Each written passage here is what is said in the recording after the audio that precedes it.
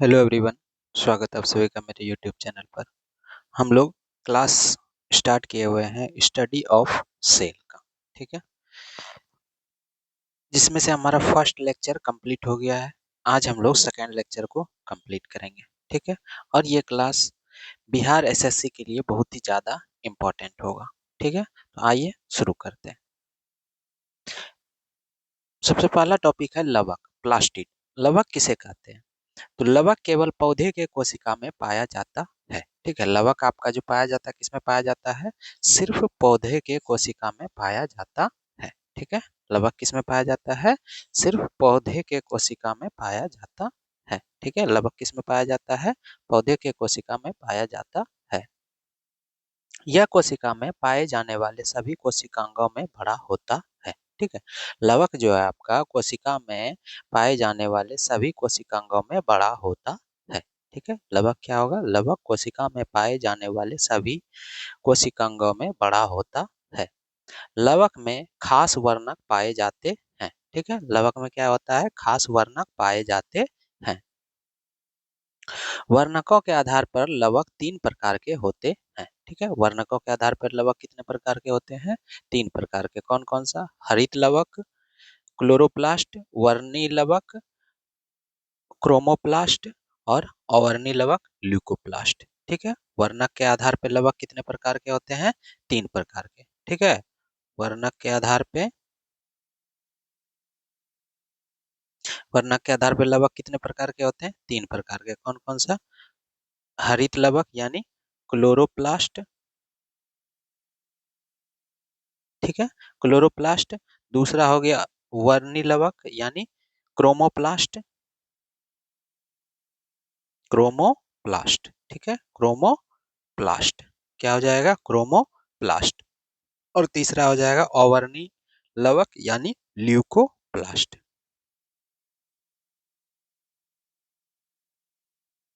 Clear है? तो आपका वर्णक के आधार पर लवक कितने प्रकार का हो गया? तीन प्रकार का। हरित लवक क्लोरोप्लास्ट, वर्णी लवक क्रोमोप्लास्ट, अवर्णी लवक ल्यूकोप्लास्ट। सबसे पहला देखेंगे अब हम लोग हरित लवक यानी क्लोरोप्लास्ट। यह सबसे महत्वपूर्ण लवक है। इस लवक में क्लोरोफिल वर्णक, क्लोरोफिल पिगमेंट पाए जाते हैं, जिसके चलते प्रकाश संश्लेषण की क्रिया पौधे में संपन्न होती है। ठीक है, हरित लवक क्या है? यह सबसे महत्वपूर्ण लवक है। इस लवक में क्लोरोफिल वर्णक, क्लोरोफिल पिगमेंट पाए जाते हैं, जिसके चलते प्रकाश संश्लेषण की क्रिया पौधे में संपन्न होती है।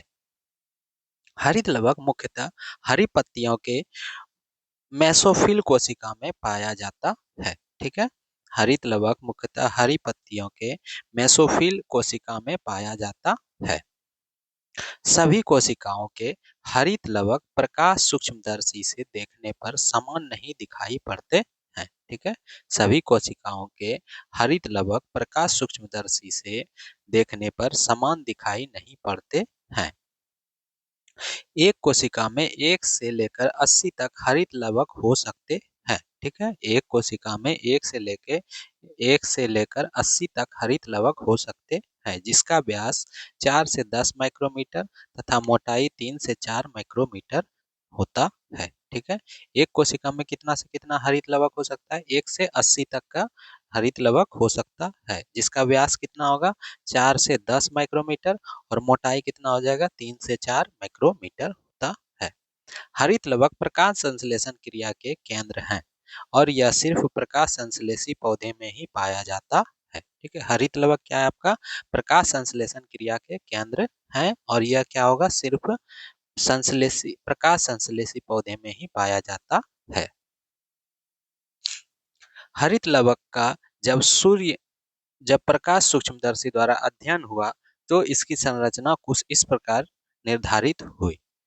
हरित लवक दोहरी चिकनी झिल्ली से घिरी होती है। यह दोहरी झिल्ली पारगम होती है तथा प्रोटीन से बनी होती है। ठीक है, जब हरित लवक का जब प्रकाश सूक्ष्मदर्शी द्वारा अध्ययन हुआ तो इसकी संरचना किस प्रकार निर्धारित हुआ कि हरित लवक दोहरी चिकनी झिल्ली से घिरी हुई है। ठीक है, हरित लवक क्या है? दोहरी चिकनी झिल्ली से घिरी हुई है।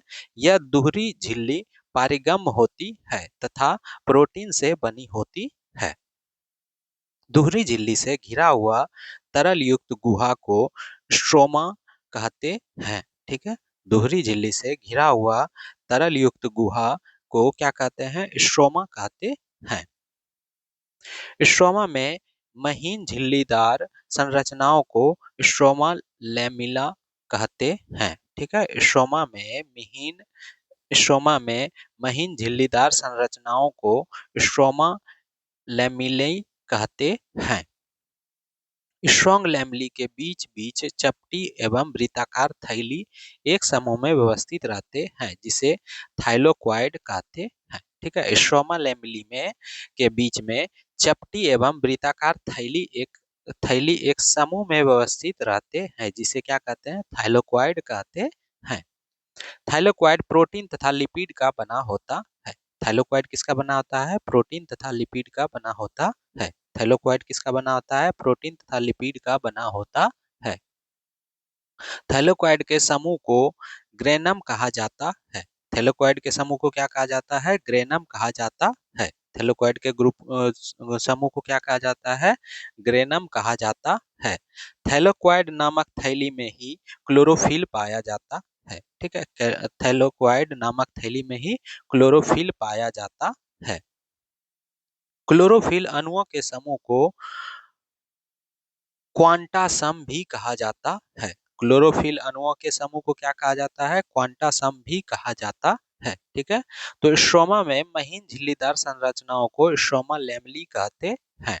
स्ट्रोमा लैमली के बीच बीच चपटी एवं वृत्ताकार थैली एक समूह में व्यवस्थित रहते हैं जिसे क्या कहते हैं? थाइलोक्वाइड कहते हैं। थाइलोक्वाइड प्रोटीन एवं लिपिड का बना होता है। थाइलोक्वाइड किसका बना होता है? प्रोटीन एवं लिपिड का बना होता है। थाइलोक्वाइड के समूह को ग्रेनम कहा जाता है। थाइलोक्वाइड नामक थैली में ही क्लोरोफिल पाया जाता है। क्लोरोफिल अणुओं के समूह को क्वांटा सम भी कहा जाता है। अब आते हैं वर्णी लवक क्रोमोप्लास्ट। वर्णी लवक को रंगीन लवक कहा जाता है। वर्णी लवक को क्या कहा जाता है? रंगीन लवक कहा जाता है। क्रोमोप्लास्ट को रंगीन लवक कहा जाता है। पौधे में हरे रंग के अतिरिक्त अन्य सभी रंगों के लिए वर्णी लवक ही उत्तरदायी है। क्रोमोप्लास्ट के कारण ही पौधे में जो हरा रंग होता है उसके अलावा जो और रंग होता है, हरा रंग के अलावा जो और रंग होता है उसके लिए कौन उत्तरदायी होता है? क्लोरोप्लास्ट। ठीक है,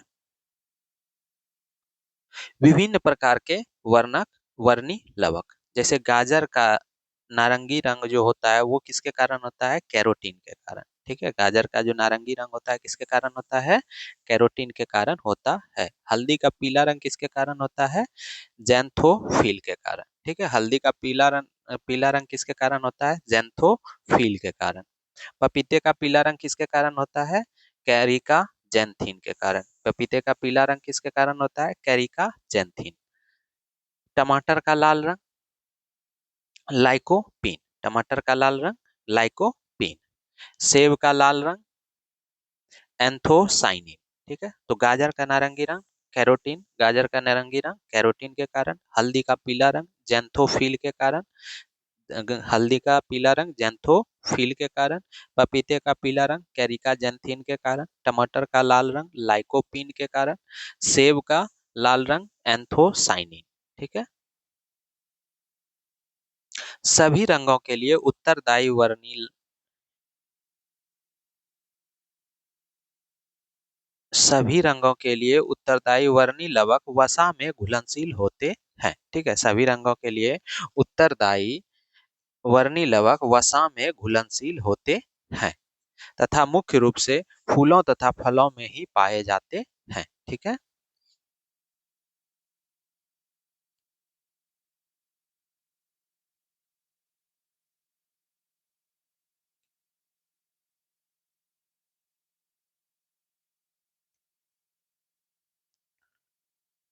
हरित लवक वर्णी लवक के रूप में परिवर्तित हो सकता है तथा वर्णी लवक हरित लवक में, हरित लवक आपका वर्णी लवक में के रूप में परिवर्तित हो सकता है, ठीक है, तथा वर्णी लवक भी हरित लवक के रूप में परिवर्तित हो सकता है। यानी एक हरित लवक वर्णी लवक में चेंज हो सकता है और वर्णी लवक हरित लवक में परिवर्तित हो सकता है।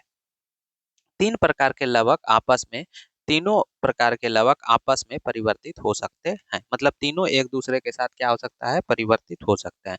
यानी हरित लवक भी में परिवर्तित हो सकता है, हरि अवर्णी लवक में भी परिवर्तित हो सकता है, या फिर वर्णी लवक आपका अवर्णी लवक में भी परिवर्तित हो सकता है, अवर्णी लवक वर्णी लवक में भी परिवर्तित हो सकता है, हरित लवक में भी परिवर्तित हो सकता है। तीनों मतलब एक दूसरे में क्या हो सकता है, परिवर्तित हो सकता है। अब आते हैं अवर्णी लवक, ल्यूकोप्लास्ट। यह लवक पौधे के उन भागों के कोशिका में पाए जाते हैं जो सूर्य के प्रकाश से वंचित रहते हैं, ठीक है। अवर्णी लवक कहाँ पाए जाते हैं, पौधे के उन भागों के कोशिका में पाए जाते हैं जो सूर्य प्रकाश से वंचित रहते हैं। जड़ हो गया, भूमिगत तना हो गया, आलू प्याज में यह लवक मुख्य रूप से पाए जाते हैं। अवर्णी लवक कहाँ पाया जाएगा, जहाँ क्या होगा, सूर्य के प्रकाश से वंचित होगा। पौधे का लवक लवक पौधे अवर्णी लवक पौधे के उन भागों में के कोशिका में पाए जाएंगे जहाँ क्या होगा, सूर्य के प्रकाश से वंचित होंगे, ठीक है। जैसे जड़ हो गया, भूमिगत तना, आलू प्याज में यह लवक मुख्य रूप से पाई जाती है। यह लवक विभिन्न प्रकार के पोषक पदार्थों का संग्रह करती है, ठीक है। अवर्णी लवक क्या करता है, विभिन्न प्रकार के पोषक पदार्थों का संग्रह करती है। यह लवक कई प्रकार के होते हैं, ठीक है। अवर्णी लवक क्या होता है, कई प्रकार के होते हैं, जैसे एमाइलोप्लास्ट स्टार्च संग्रह करने वाला, ठीक है, एमाइलोप्लास्ट स्टार्च संग्रह करने वाला, प्रोटीनोप्लास्ट प्रोटीन संग्रह करने वाला, प्रोटीनोप्लास्ट प्रोटीन संग्रह करने वाला, एल्यूरोप्लास्ट प्रोटीन संग्रह करने वाला, एलियोप्लास्ट वसा संग्रह करने वाला, ठीक है। तो आपका क्या हो जाएगा, एम्प्लियोप्लास्ट स्टार्च से संग्रह करने वाला, ठीक है, प्रोटीनोप्लास्ट प्रोटीन को संग्रह करने वाला, एलियोप्लास्ट प्रोटीन संग्रह करने वाला, एलियोप्लास्ट वसा संग्रह करने वाला। अब पढ़ेंगे सेंट्रोसोम तारक काय। यह संरचना केवल जंतु कोशिका में ही पाई जाती है। तारक काय सेंट्रोसोम आपका कहाँ पाया जाता है, केवल जंतु कोशिका में ही पाया जाता है, ठीक है। सेंट्रोसोम किस में पाया जाएगा, सिर्फ जंतु कोशिका में ही पाई जाती है, ठीक है।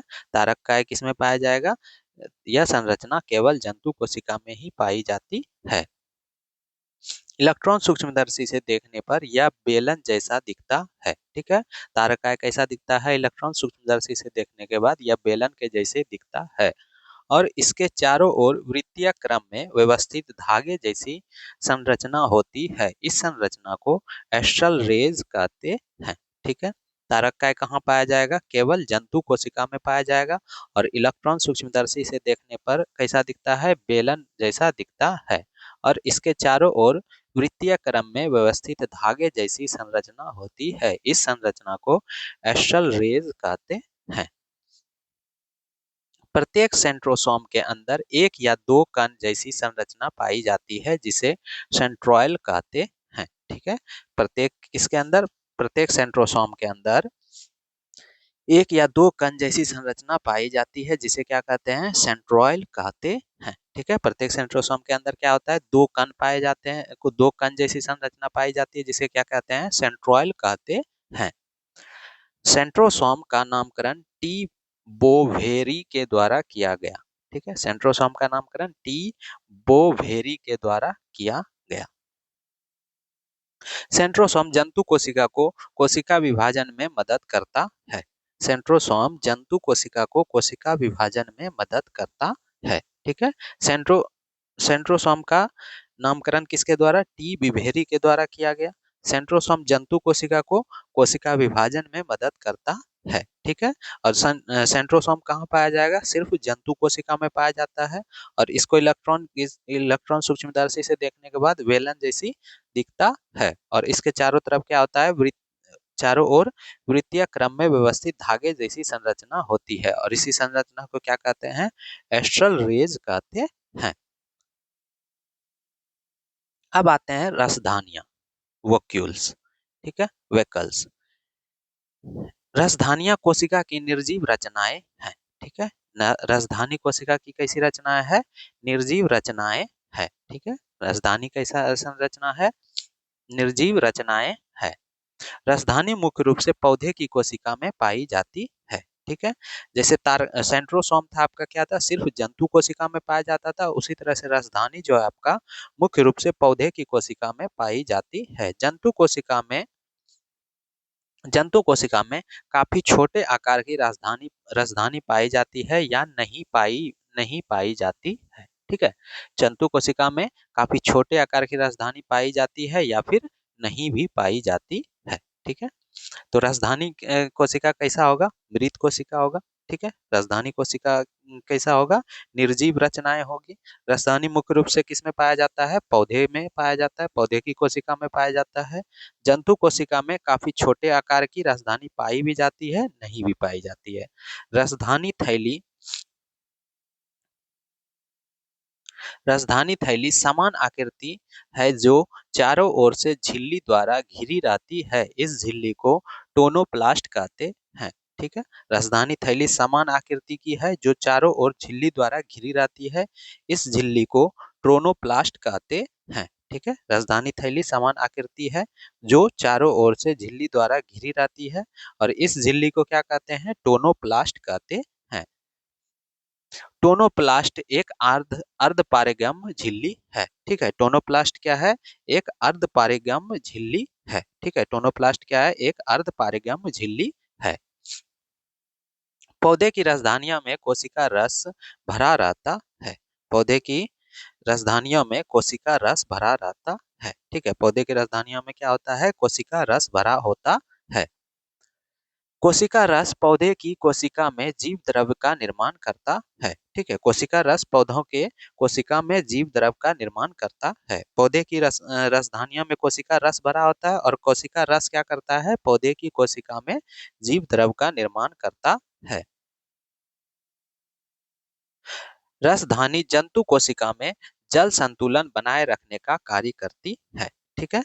रसधानी क्या होता है? जंतु कोशिका में जल संतुलन बनाए रखने का कार्य करता है। यानी जंतु कोशिका में जल संतुलन बनाए रखने का कार्य कौन करता है? रसधानी करता है, ठीक है। कुछ एक कोशिकीय जीवों की राजधानियां संकुचनशील होती है और यह राजधानी शरीर से अपशिष्ट तरल पदार्थ का संग्रह कर बाहर निकालने में मदद करती है, ठीक है। कुछ क्या होता है? कुछ एक कोशिकीय जीवों की राजधानियां क्या होता है? संकुचनशील होता है, ठीक है। कुछ एक कोशिकीय जीवों की राजधानियां क्या होता है? संकुचनशील होता है और यह राजधानी शरीर से अपशिष्ट तरल पदार्थ का संग्रह कर बाहर निकालने में मदद करती है, ठीक है। कोशिका द्रव्य में पाए जाने वाले कुछ नवीन संरचनाओं का पता जीव वैज्ञानिकों ने लगाया, ठीक है। कोशिका द्रव्य में पाए जाने वाले कुछ नवीन संरचनाओं का पता जीव वैज्ञानिकों ने लगाया जो इस प्रकार है, ठीक है। क्या है? सबसे पहला क्या है? स्फीरोसोम्स, ठीक है, स्फीरोसोम्स। दूसरा क्या है? कोशिकीय पंजर। और तीसरा क्या है?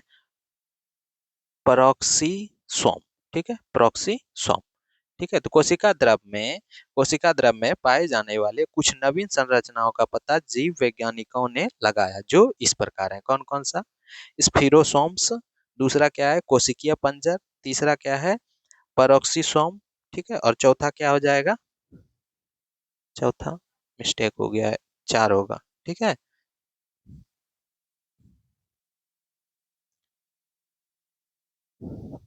अब पहला देखते हैं स्फीरोसोम्स। स्फीरोसोम्स क्या है? इस पौधे की कोशिका को लाइसोसोम कहा जाता है, ठीक है।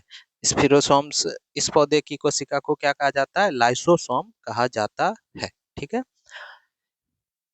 यह वसा का संश्लेषण तथा संग्रहण का कार्य करता है, ठीक है। यह वसा का क्या करता है? संश्लेषण तथा संग्रहण का कार्य करता है। नेक्स्ट क्या है? कोशिकीय पंजर, ठीक है। नेक्स्ट क्या है? कोशिकीय पंजर। यह प्रोटीन का बना सूक्ष्म तंतु या जाल है जो पूरे कोशिकीय द्रव्य में फैला रहता है, ठीक है, यह प्रोटीन का बना सूक्ष्म तंतु या जाल है जो पूरे कोशिकीय द्रव्य में फैला रहता है। यह एक रचनात्मक ढांचा बनाकर कोशिका की आवृत्ति बनाए रखते हैं। ठीक है, यह क्या करता है, यह एक रचनात्मक ढांचा बनाकर कोशिका की आकृति बनाए रखती है। ठीक है, तो कोशिकीय पंजर क्या है? यह प्रोटीन का बना सूक्ष्म तंतु या जाल है जो पूरे कोशिका द्रव्य में फैला रहता है। यह एक रचनात्मक ढांचा बनाकर कोशिका की आकृति बनाए रखते हैं। नेक्स्ट है परोक्सीसोम। परोक्सीसोम क्या है? यह प्रोटीन का बना सूक्ष्म तंतु या जाल है जो कोशिकीय द्रव्य में फैला रहता है। परोक्सीसोम का थोड़ा सा मिस्टेक हो गया है, इसमें कुछ और होगा। ठीक है, अगला आते हैं केंद्रक। ठीक है, केंद्रक क्या है? सभी सभी जीवित कोशिका के कोशिका द्रव के मध्य में गोलाकार तथा अंडाकार आकृति होती है, जिसे क्या कहते हैं? केंद्रक कहते हैं। ठीक है, सभी जीवित कोशिका के कोशिका द्रव के मध्य में गोलाकार तथा अंडाकार आकृति होती है, जिसे क्या कहते हैं? केंद्रक कहते हैं। ठीक है, सभी जीवित कोशिका के कोशिका द्रव के मध्य में गोलाकार तथा अंडाकार आकृति होता है, जिसे क्या कहते हैं? केंद्रक कहते हैं। जितना भी जीवित कोशिका है, ठीक है, उसमें उसके कोशिका द्रव के मध्य में क्या होता है? गोलाकार या अंडाकार का एक आकृति होता है, जिसको क्या कहते हैं? केंद्रक कहते हैं। केंद्रक क्या होता है? केंद्रक गोलाकार या अंडाकार आकृति के अलावा वृक्क आकृति जैसे घोड़े के पैर आकृति जैसे भी हो सकता है। ठीक है, केंद्र ऐसा नहीं कि केंद्रक गोलाकार ही होगा, केंद्रक गोलाकार भी हो सकता है, अंडाकार आकृति का भी हो सकता है, उसके अलावा किडनी के आकार का भी हो सकता है, या फिर घोड़े के पैर की आकृति जैसी भी हो सकती है। ठीक है, यानी केंद्रक क्या हो सकता है? अनेक आकृति में हो सकता है। ठीक है, जैसे कि गोलाकार, अंडाकार, किडनी के आकार का, ठीक है, घोड़े के पैर के आकृति का। तो इस टाइप से केंद्रक का आकार हो सकता है। कुछ जीवित कोशिका में केंद्रक नहीं भी पाए जाते हैं। ठीक है, कुछ ऐसा जीवित कोशिका है जिसमें केंद्रक नहीं भी पाया जाता है, और कुछ कोशिका में दो केंद्रक भी पाए जाते हैं, जबकि कुछ ऐसे कोशिका है जिनमें कई केंद्रक पाए जाते हैं। ठीक है, क्या बोल रहा है? कुछ जीवित कोशिका में केंद्रक नहीं भी पाए जाते हैं, और कुछ कोशिका में दो केंद्रक भी पाए जाते हैं, जबकि कुछ ऐसे भी कोशिका है जिनमें कई केंद्रक पाए जाते हैं। ठीक है, कुछ ऐसा कोशिका है जिसमें केंद्रक नहीं पाया जाता, और कुछ ऐसा कोशिका जिसमें दो केंद्रक पाए जाते हैं, और कुछ ऐसे भी कोशिका है जिसमें कई केंद्रक पाए जाते हैं। सभी जीवित कोशिका का केंद्रक एक समान नहीं होता है। ठीक है, जितना भी जीवित कोशिका है सबका केंद्रक क्या होगा? एक समान नहीं होता है। केंद्रक की आकृति कोशिका की क्रिया पर निर्भर करता है। ठीक है, केंद्रक की आकृति जो होगा कोशिका की क्रिया पर निर्भर करता है। ठीक है, जैसा उसका कार्य होगा वैसा उसका आकृति होगा, यानी केंद्रक की जो आकृति होगी वो कोशिका के क्रिया पर निर्भर करता है। कोशिका के भीतर होने वाले समस्त कार्य एवं गतिविधियों का नियंत्रण केंद्रक द्वारा किया जाता है। ठीक है, कोशिका के अंदर होने वाले कार्य को कोशिका के भीतर होने वाले कार्य को किसके द्वारा गतिविधियों को किसके द्वारा नियंत्रण किया जाता है? केंद्रक द्वारा नियंत्रण किया जाता है। ठीक है, केंद्रक को कोशिका का मस्तिष्क कहा जाता है। ठीक है, केंद्रक को क्या कहा जाता है? कोशिका का मस्तिष्क कहा जाता है। ठीक है, तो कोशिका के भीतर होने वाले समस्त कार्य एवं गतिविधियों का नियंत्रण केंद्रक द्वारा ही किया जाता है। ठीक है, कोशिका के भीतर जो भी कार्य हो रहा होगा, जो भी गतिविधि हो रहा होगा, उन सब का नियंत्रण कौन करता है? केंद्रक करता है, और केंद्रक को कोशिका का मस्तिष्क कहा जाता है। एक केंद्रक की संरचना में निम्नलिखित भाग पाए जाते हैं। ठीक है, एक केंद्रक की संरचना में निम्नलिखित भाग पाए जाते हैं। पहला क्या है? केंद्रक झिल्ली, न्यूक्लियर मेम्ब्रेन या न्यूक्लियर इविलोप, केंद्रक द्रव्य। ठीक है, और तीसरा क्या है? क्रोमेटिन। ठीक है,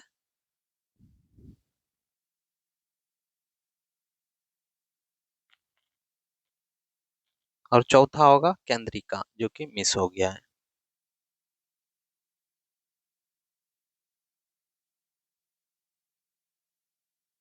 पहला हम लोग देखते हैं केंद्रक झिल्ली। ठीक है, केंद्रक झिल्ली क्या है? यह दोहरी परत की बनी झिल्ली होती है जो केंद्र के चारों ओर रहता है। ठीक है, क्या होता है? यह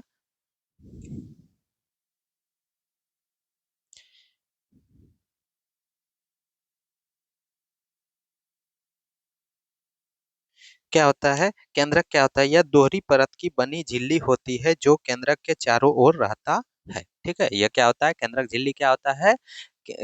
यह दोहरी परत की बनी झिल्ली होती है। ठीक है, केंद्रक कैसा होता है? दोहरी परत की बनी झिल्ली होती है। केंद्रक झिल्ली कैसा होता है? दोहरी परत की बनी झिल्ली होती है जो केंद्रक के चारों ओर रहता है। ठीक है, जो क्या होगा? केंद्रक के चारों ओर रहता है। दोहरी परत वाली झिल्ली के बीच के जगह को पेरनिकुलर पेरीन्यूक्लियर स्पेस कहते हैं। ठीक है, दोहरी परत वाली झिल्ली के बीच के जगह को क्या कहते हैं? पेरीन्यूक्लियर स्पेस कहते हैं। ठीक है, तो केंद्रक झिल्ली क्या हो गया? यह दोहरी परत की बनी झिल्ली होती है जो केंद्रक के चारों ओर रहता है। ठीक है, केंद्रक झिल्ली क्या है? दोहरी परत की बनी झिल्ली है। ठीक है, केंद्रक झिल्ली क्या है? दोहरी परत की बनी झिल्ली है जो केंद्रक के चारों ओर रहता है। ठीक है, दोहरी परत वाली दोहरी परत वाली झिल्ली के बीच की जगह को क्या कहते हैं? पेरीन्यूक्लियर स्पेस कहते हैं। ठीक है, दोहरी परत वाली झिल्ली मतलब दोनों परत वाली झिल्ली के बीच का जो जगह होगा उसी को क्या कहेंगे? पेरीन्यूक्लियर स्पेस कहते हैं। केंद्रक झिल्ली की बाहरी परत अंतर्द्रव्य जालिका से जबकि भीतरी परत क्रोमेटिन नेटवर्क से जुड़ा रहता है। ठीक है, क्या बोल रहा है? केंद्रक झिल्ली की बाहरी परत अंतर्द्रव्य जालिका से जबकि भीतरी परत क्रोमेटिन नेटवर्क से जुड़ा रहता है। केंद्रक झिल्ली में कई छिद्र होते हैं जिन छिद्रों से कोशिका द्रव्य तथा कोशिका केंद्रक द्रव्य के बीच पोषक पदार्थों का आदान प्रदान होता है। ठीक है, क्या बोल रहा है? केंद्रक झिल्ली के केंद्रक झिल्ली में कई छिद्र होते हैं, यानी कि झिल्ली में क्या होता है? छिद्र होता है। ठीक है, और कई छिद्र होते हैं जिन छिद्रों से क्या होता है? कोशिका द्रव्य तथा केंद्रक द्रव्य के बीच पोषक पदार्थों का आदान प्रदान होता है। अब आते हैं केंद्रक द्रव्य पे। ठीक है, तो केंद्रक द्रव्य क्या होता है? कि केंद्रक के भीतर पाए जाने वाले जीव द्रव्य को ही केंद्रक द्रव्य कहते हैं। ठीक है, केंद्रक के भीतर पाए जाने वाले जीव द्रव्य को ही केंद्रक द्रव्य कहते हैं। इस इस द्रव्य में मुख्य रूप से प्रोटीन, फास्फोरस और न्यूक्लिक अम्ल, डीएनए, आरएनए पाए जाते हैं। ठीक है, केंद्रक के भीतर पाए जाने वाले जीव द्रव्य को ही क्या कहते हैं? केंद्रक द्रव्य कहते हैं। इस द्रव्य में मुख्य रूप से क्या पाया जाता है? प्रोटीन पाया जाता है, फास्फोरस, न्यूक्लिक अम्ल, डीएनए तथा आरएनए पाए जाते हैं। ठीक है, अब आते हैं क्रोमेटिन जाल पे। क्रोमेटिन जाल क्या होता है? केंद्रक द्रव्य में महीन धागों का बना जाल क्रोमेटिन जालिका कहलाता है। ठीक है, केंद्रक द्रव्य में महीन धागों का बना जाल क्रोमेटिन जालिका कहलाता है। ठीक है, केंद्रक द्रव्य में जो महीन धागों का बना जाल होगा उसी को क्या कहेंगे? क्रोमेटिन जालिका कहते हैं। ठीक है, यह जालिका कोशिका विभाजन के समय काफी स्पष्ट रूप से दिखाई पड़ता है। ठीक है, यह जालिका कब दिखाई देगा? यह जालिका कोशिका विभाजन के समय काफी स्पष्ट रूप से दिखाई पड़ता है। ठीक है, केंद्रक द्रव्य में महीन धागों का बना जाल क्रोमेटिन जालिका कहलाता है और यह जालिका कोशिका विभाजन के समय काफी स्पष्ट रूप से दिखाई पड़ता है। क्रोमेटिन जालिका histone protein, non histone protein, DNA तथा आरएनए से मिलकर बना होता है। क्रोमेटिन जालिका किससे किससे मिलकर बना होता है? क्रोमेटिन जालिका किससे किससे मिलकर बना होता है? क्रोमेटिन जालिका histone protein, non histone protein, DNA तथा आरएनए से मिलकर बना होता है।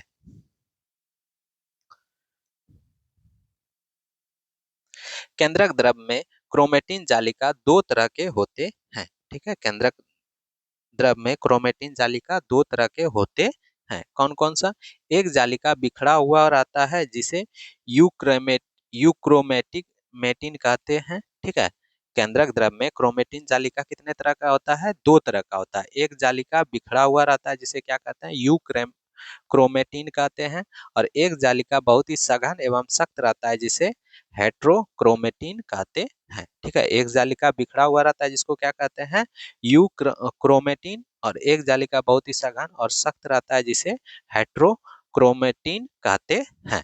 ठीक है, यूक्रोमेटिन सक्रिय रहते हैं जबकि हेट्रोक्रोमेटिन निष्क्रिय रहते हैं। यूक्रोमेटिन क्या होता है, सक्रिय रहते हैं, जबकि हेट्रोक्रोमेटिन क्या रहते हैं, निष्क्रिय रहते हैं। केंद्रक द्रव्य में क्रोमेटिन जालिका दो तरह के होते हैं, एक जालिका बिखरा हुआ रहता है जिसे यूक्रोमेटिन कहते हैं, तथा एक जालिका बहुत ही सघन और सख्त रहता है जिसे हेट्रोक्रोमेटिन कहते हैं। यूक्रोमेटिन सक्रिय रहते हैं जबकि हेट्रोक्रोमेटिन निष्क्रिय रहते हैं। अब आते हैं केंद्रक पे। ठीक है, केंद्रक क्या है, न्यूक्लियस। केंद्रक द्रव्य में एक छोटी गोलाकार संरचना रहती है जिसे केंद्रिका कहते हैं। ठीक है, केंद्रिका क्या होगा, केंद्रक द्रव्य में, ठीक है, एक छोटी गोलाकार संरचना रहती है जिसे क्या कहते हैं, केंद्रिका कहते हैं। ठीक है, केंद्रक द्रव्य में एक छोटी सी गोलाकार संरचना रहती है जिसे क्या कहते हैं, केंद्रिका कहते हैं। इसका खोज फोंटाना के द्वारा किया गया था। ठीक है, इसका खोज किसके द्वारा किया गया था, फोंटाना के द्वारा किया गया था। यानी केंद्रिका का खोज जो किया गया था वो किसके द्वारा, फोंटाना के द्वारा किया गया था। केंद्रिका में आरएनए का संश्लेषण होता है, राइबोसोम का निर्माण होता है और यह कोशिका विभाजन के समय केंद्र को सहायता प्रदान करता है। ठीक है, क्या बोल रहा है, कोशिका विभाजन के समय क्रोमेटिन जालिका एक नई छड़ जैसी सॉरी, केंद्रिका में आरएनए का संश्लेषण होता है, राइबोसोम का निर्माण होता है और यह कोशिका विभाजन के समय केंद्रक को सहायता करता है। ठीक है, यानी केंद्रिका में क्या होगा, आरएनए का संश्लेषण होगा, राइबोसोम का निर्माण होगा। ठीक है, केंद्रिका में क्या होगा, आरएनए का संश्लेषण होगा तथा राइबोसोम का क्या होगा, निर्माण होता है और यह क्या होगा, यह कोशिका विभाजन के समय केंद्रक को सहायता करता है। ठीक है, अब आते हैं प्रोकैरियोटिक और यूकैरियोटिक। ठीक है, प्रोकैरियोटिक और यूकैरियोटिक, क्या होता है प्रोकैरियोटिक और क्या होता है यूकैरियोटिक, उसके बारे में देखेंगे। जब तक कोशिका के बारे में जितनी जानकारी हम अब तक कोशिका के बारे में जितनी जानकारी हम लोग प्राप्त किए हैं वे विकसित कोशिका है। ठीक है, अभी तक हम लोग जितना कोशिका के बारे में पढ़े वो सब क्या था, आपका विकसित कोशिका था। और विकसित कोशिका ही यूकैरियोटिक कोशिका है जो सभी पौधे तथा जंतु में पाए जाते हैं। ठीक है, विकसित कोशिका ही क्या है, यूकैरियोटिक कोशिका है जो सभी पौधे तथा जंतु में पाए जाते हैं। ठीक है, मतलब कहने का मतलब ये हुआ कि विकसित कोशिका को यूकैरियोटिक कोशिका कहते हैं और यूकैरियोटिक कोशिका क्या होता है, पौधे तथा जंतु में पाए जाते हैं। ठीक है, विकसित कोशिका को क्या कहेंगे, यूकैरियोटिक कोशिका। विकसित कोशिका को क्या कहेंगे, यूकैरियोटिक कोशिका। और किसमें पाया जाएगा, पौधे तथा जंतु दोनों में पाए जाते हैं। पृथ्वी पर जो जीव पहली बार अवतरित हुई उनकी कोशिका यूकैरियोटिक की तरह नहीं थे, उनमें कई कोशिकीय संरचना का अभाव था। इस तरह से कम विकसित कोशिका को प्रोकैरियोटिक कोशिका कहा जाता है। जीवाणु में इसी तरह की कोशिका पाई जाती है। ठीक है, यानी कि जो विकसित कोशिका होगा वो यूकैरियोटिक और जो विकसित कोशिका नहीं होगा उसको क्या कहेंगे, प्रोकैरियोटिक कहेंगे। ठीक है, जो विकसित कोशिका होगा उसको यूकैरियोटिक और जो विकसित कोशिका नहीं होगा उसको प्रोकैरियोटिक कहेंगे। ठीक है, तो पृथ्वी पर जो जीव पहली बार अवतरित हुए उनकी कोशिका यूकैरियोटिक की तरह नहीं थे, उनमें कई कोशिकाएं संरचना का अभाव था। इस तरह से कम विकसित कोशिका को प्रोकैरियोटिक कोशिका कहा जाता है। जीवाणु में इसी तरह की कोशिका पाई जाती है, यानी जीवाणु में कैसा कोशिका होगा, प्रोकैरियोटिक कोशिका होता है। ठीक है, जीवाणु में कैसा होगा, प्रोकैरियोटिक कोशिका होगा। तो विकसित कोशिका यूकैरियोटिक, ठीक है, विकसित कोशिका यूकैरियोटिक और विकसित कोशिका नहीं, अगर कम विकसित कोशिका है तो उसको प्रोकैरियोटिक। जीवाणु में क्या होगा, आपका प्रोकैरियोटिक होगा। ठीक है, और यूकैरियोटिक किसमें होगा, जंतु एवं पौधे दोनों में होगा। और जो विकसित कोशिका होगा उसी को क्या कहेंगे, यूकैरियोटिक कोशिका कहेंगे। अब प्रोकैरियोटिक यूकैरियोटिक कोशिका में मुख्य अंतर क्या है। प्रोकैरियोटिक प्राचीन तथा कम विकसित कोशिका है, इसका आकार भी छोटा होता है। ठीक है। प्रोकैरियोटिक क्या है? प्राचीन तथा कम विकसित कोशिका है। कम विकसित कोशिका को ही प्रोकैरियोटिक कहते हैं ना।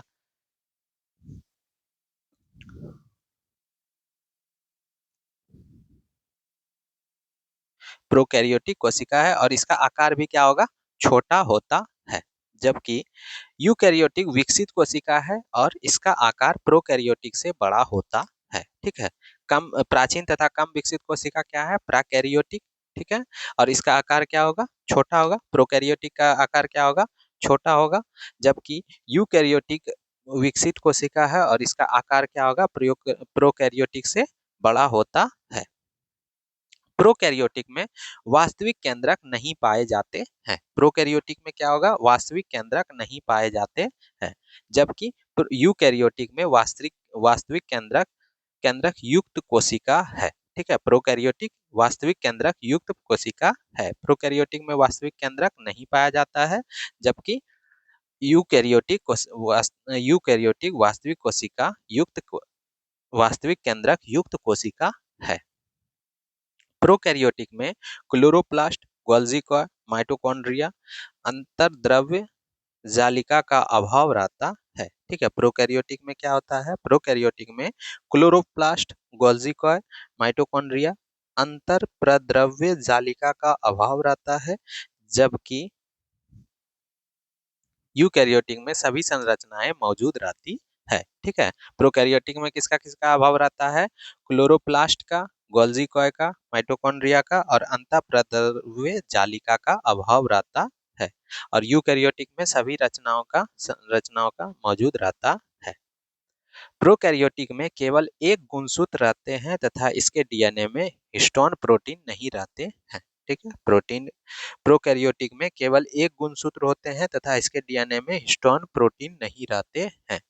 जबकि यूकैरियोटिक में एक से अधिक क्रोमोसोम गुणसूत्र पाए जाते हैं और इसका डीएनए हिस्टोन प्रोटीन युक्त होते हैं। ठीक है। प्रोकैरियोटिक में केवल एक गुणसूत्र रहते हैं। ठीक है। प्रोकैरियोटिक में कितना रहते हैं? केवल एक गुणसूत्र रहते हैं तथा इसके डीएनए में हिस्टोन प्रोटीन नहीं रहते हैं। जबकि यूकैरियोटिक में एक से अधिक क्रोमोसोम पाए जाते हैं और इसका डीएनए हिस्टोन प्रोटीन युक्त होते हैं। प्रोकैरियोटिक में केंद्रिका नहीं होते हैं। प्रोकैरियोटिक में केंद्रिका नहीं होते हैं। जबकि यूकैरियोटिक में यह उपस्थित रहता है। प्रोकैरियोटिक में केंद्रिका नहीं होता है और यूकैरियोटिक में केंद्रिका उपस्थित होते हैं। प्रोकैरियोटिक में कोशिका भित्ति होती है परंतु सेल्यूलोज की नहीं बनी होती है। ठीक है। प्रोकैरियोटिक में कोशिका भित्ति होगा लेकिन वो सेल्यूलोज का बना हुआ नहीं होता है। जबकि यूकैरियोटिक की कोशिका भित्ति सेल्यूलोज की बनी होती है। ठीक है। यूकैरियोटिक की कोशिका भित्ति सेल्यूलोज से बनी होती है। तो प्रोकैरियोटिक क्या था? प्रोकैरियोटिक प्राचीन तथा कम विकसित कोशिका है। इसका आकार भी छोटा होता था। जबकि यूकैरियोटिक विकसित कोशिका है। इसका आकार प्रोकैरियोटिक से बड़ा होता है। प्रोकैरियोटिक में वास्तविक केंद्रक नहीं पाए जाते हैं। जबकि यूकैरियोटिक वास्तविक केंद्रक युक्त कोशिका है। प्रोकैरियोटिक में क्लोरोप्लास्ट, गोल्गी कॉय, माइटोकॉन्ड्रिया, अंतःप्रद्रव्य जालिका का अभाव रहता है। जबकि यूकैरियोटिक में ये सभी संरचनाएं मौजूद रहती है। प्रोकैरियोटिक में केवल एक गुणसूत्र रहते हैं तथा इसके डीएनए में हिस्टोन प्रोटीन नहीं रहते हैं। जबकि यूकैरियोटिक में एक से अधिक क्रोमोसोम पाए जाते हैं और इसका डीएनए हिस्टोन प्रोटीन युक्त होते हैं। प्रोकैरियोटिक में 70S राइबोसोम पाए जाते हैं जबकि यूकैरियोटिक में 80S राइबोसोम पाए जाते हैं। ठीक है। अब आते हैं प्लांट और एनिमल कोशिका पर। ठीक है। प्लांट और एनिमल कोशिका पर पादप तथा जंतु दोनों में कोशिका यूकैरियोटिक है और लगभग इन दोनों की कोशिका समान होती है। ठीक है। पादप तथा जंतु दोनों की कोशिका यूकैरियोटिक है और लगभग इस दोनों की कोशिका समान होती है। कुछ कोशिका संरचना के दृष्टिकोण से पादप तथा जंतु कोशिका में अंतर होता है। कुछ कोशिकीय संरचनाओं के दृष्टिकोण से, ठीक है, कुछ कोशिकीय संरचनाओं के दृष्टिकोण से पादप तथा जंतु कोशिका में अंतर होते हैं। क्या अंतर होता है? पादप तथा जंतु कोशिका में पाए जाने वाले मुख्य अंतर कौन कौन सा है? पादप कोशिका में कोशिका भित्ति पाई जाती है। पादप कोशिका में क्या होता है? कोशिका भित्ति पाई जाती है, जबकि जंतु कोशिका में कोशिका भित्ति का अभाव होता है। पादप कोशिका में कोशिका भित्ति होता है, लेकिन जंतु कोशिका में कोशिका भित्ति का अभाव होता है। पादप कोशिका में बाहरी परत कोशिका भित्ति होती है, जंतु कोशिका में बाहरी परत कोशिका झिल्ली होती है। पादप कोशिका में कोशिका भित्ति पाई जाती है, लेकिन जंतु कोशिका में कोशिका भित्ति का अभाव होता है, ठीक है। उसके बाद पादप कोशिका में बाहरी परत कोशिका भित्ति होती है, जंतु कोशिका में बाहरी परत कोशिका झिल्ली होती है। पादप कोशिका का आकार जंतु कोशिका के तुलना में थोड़ा बड़ा होता है। पादप कोशिका का आकार जंतु कोशिका के तुलना में थोड़ा बड़ा होता है। पादप कोशिका में वृद्धि कोशिकाओं के आकार बढ़ने से होता है। पादप कोशिका में कोशिका वृद्धि कोशिकाओं के आकार में बढ़ने से होता है, जबकि जंतु कोशिका में वृद्धि कोशिका की संख्या बढ़ने से होता है। पादप कोशिका में वृद्धि कोशिका के आकार बढ़ने से होता है और जंतु कोशिका में वृद्धि कोशिका की संख्या बढ़ने से होता है। कठोर कोशिका भित्ति होने के कारण पादप कोशिका नियमित आकार का होता है, ठीक है। कठोर कोशिका भित्ति होने के कारण पादप कोशिका नियमित आकार का होता है, जबकि जंतु कोशिका की आकृति अनियमित रहती है, ठीक है। कठोर कोशिका भित्ति होने के कारण पादप कोशिका नियमित आकार का होता है। कठोर कोशिका भित्ति होने के कारण क्या होगा? पादप कोशिका नियमित आकार का होगा, जबकि जंतु कोशिका की आकृति अनियमित होती है। पादप कोशिका में लवक पाए जाते हैं। पादप कोशिका में लवक पाए जाते हैं, जबकि जंतु कोशिका में लवक नहीं पाए जाते हैं। पादप कोशिका में लवक पाए जाते हैं, जबकि जंतु कोशिका में लवक नहीं पाए जाते हैं। पादप कोशिका में सेंट्रोसोम का अभाव रहता है। पादप कोशिका में सेंट्रोसोम का अभाव रहता है। जंतु कोशिका में सेंट्रोसोम पाया जाता है। पादप कोशिका में सेंट्रोसोम का अभाव रहता है, जबकि जंतु कोशिका में सेंट्रोसोम पाया जाता है। पादप कोशिका की राजधानी काफी बड़ी होती है। पादप कोशिका की राजधानी क्या होता है? काफी बड़ी होती है, जबकि जंतु कोशिका की राजधानी काफी छोटी होती है। जंतु कोशिका की राजधानी क्या होता है? काफी छोटी होती है। पादप कोशिका में ऊर्जा का संग्रह स्टार्च के रूप में होता है। पादप कोशिका में ऊर्जा का संग्रह स्टार्च के रूप में होता है, जबकि जंतु कोशिका में ऊर्जा का संग्रह ग्लाइकोजेन के रूप में होता है, ठीक है।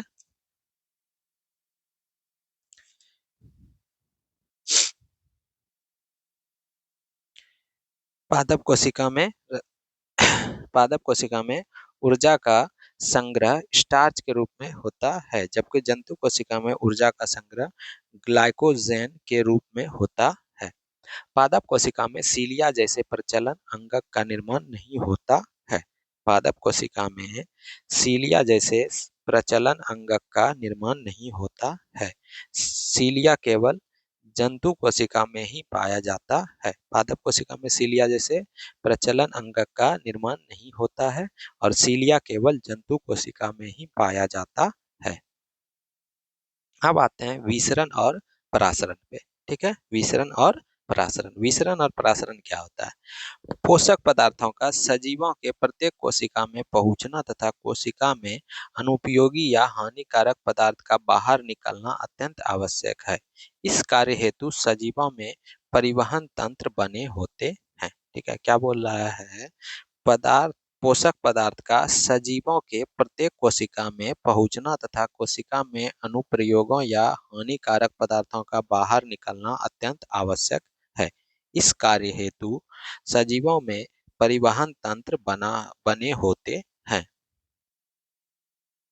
पदार्थ के परिवहन में विसरण परासरण की भूमिका काफी महत्वपूर्ण होती है। ठीक है, पदार्थ के परिवहन में विसरण तथा परासरण की भूमिका काफी महत्वपूर्ण होती है।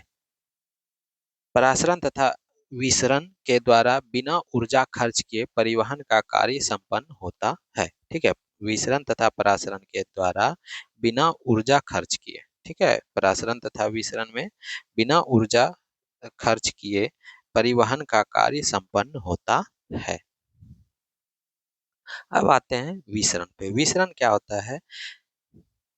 गैस, द्रव्य तथा विलेय के अणुओं का उनके अधिक सांद्रता वाले क्षेत्र से कम सांद्रता वाले क्षेत्र की ओर गति विसरण कहलाता है। किसका किसका? द्रव्य का, गैस का या विलेय के अणुओं का उनके अधिक सांद्रता वाले क्षेत्र से कम सांद्रता वाले क्षेत्र की ओर गति विसरण कहलाता है। ठीक है, द्रव्य, गैस तथा विलेय के अणुओं का उनके अधिक सांद्रता वाले क्षेत्र से कम सांद्रता वाले क्षेत्र की ओर गति विसरण कहलाता है।